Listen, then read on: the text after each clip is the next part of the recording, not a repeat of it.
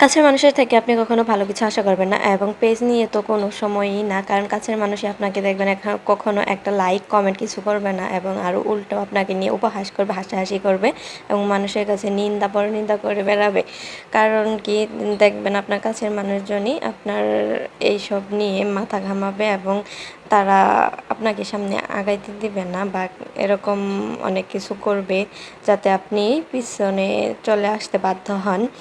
সেটা আমি কেন বলছি, যারা ফেসবুক পেজ চালান তারাই ভালোভাবে বুঝবেন। এবং কথা বলতে বলতে আমি এখন সকালে খাবার শেষ করে দুপুরে রান্না বান্না শুরু করে দিচ্ছি। এই তো দুপুরে রান্না করার জন্য আমি এখানে কুমড়ো ভাজি করব। কুমড়োটা আমি কেটে ধুয়ে ভালো করে ফ্রিজে সংরক্ষণ করেছিলাম অনেক দিন আগেই, কারণ মানুষ মাত্র 2 জন, এত বড় কুমড়ো একসাথে খাওয়া সম্ভব না, তাই আমি কেটে বেছে ডিপে সংরক্ষণ করছিলাম।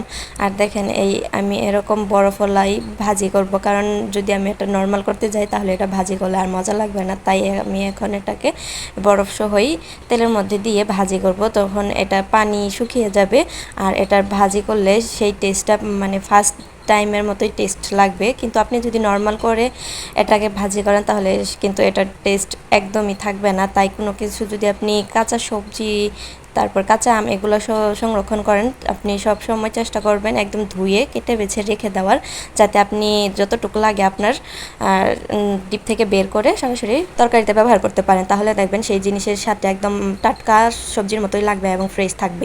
আমার কুমড়ো ভাজি শেষে এখন আমি মুরগির মাংস রান্না করবো, সেজন্য আমি এখানে কিছু আলুকে ভালোভাবে একটু লবণ হলুদ দিয়ে ভেজে তুলে নিয়েছি। তারপরে সেই তেলের মধ্যে আমি আবার মুরগিটা ভেজে নিব। এইভাবে ভেজে রান্না করলে একটা এক্সট্রা স্মেল থাকে, সেটা আর থাকে না, সেজন্য আমি এইভাবে ভেজে রান্না করি। ভেজে রান্না করলে এটা স্বাদটাও ভালো লাগে, অনেকে বয়লা মুরগি খেতে চান না, তাই এইভাবে ভেজে রান্না করে দেখবেন কেমন টেস্ট হয় আর কোনো স্মেল থাকবে না, সেজন্য সবাই খেতে পারবে। আর আমি ওইভাবেই ট্রাই করি ভেজে রান্না করার জন্য। এখানে মশলাপাতি সব কিছু দিয়ে দিব, কারণ ভেজে উঠাই নেওয়া একটু ঝামেলা, শুধু আলুগুলো আমি উঠাই নিয়েছি। আর এখন আমি এই মাংস ভাজার মধ্যেই আমি সব মশলাপাতি সব দিয়ে নেড়ে চেড়ে নিব। দেখেন এই গিলাটা কত সুন্দর করে ফুল করে কাটা হয়েছে, দেখতে অনেক সুন্দর লাগতেছে, তাই না? কেউ বুঝবে না এটা যে গিলা। দেখেন আরও একটা মনে হচ্ছে 2টা ফুল ফুটে আছে, একদম ফুটন্ত ফুলের মতো লাগতেছে এই গিলাগুলা। এটা অন্য একটা ভিডিওতে আপনাদের দেখে দিব যে কীভাবে কাটা হয়েছে এই গিলাটা, যে একদম রান্নার পরে ফুলের মতো ফুটে যায়, এমনিতে নর্মালি থাকে।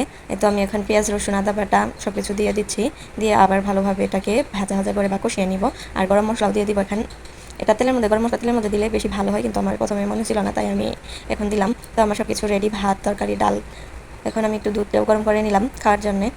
এই তো সব কিছু রেডি। দুপুরে খাওয়ার সময় এই দেখেন কত জোরে একদম বৃষ্টি আসছে, অনেক বিদ্যুৎ চমকাচ্ছিল আর অনেক জোরে বৃষ্টি পড়তেছিল, মনে হচ্ছিল যে একটু ভিজে গোসল করে আসি, এত জোরে বৃষ্টি হচ্ছিল। কার কার বৃষ্টিতে ভিজতে ভালো লাগে?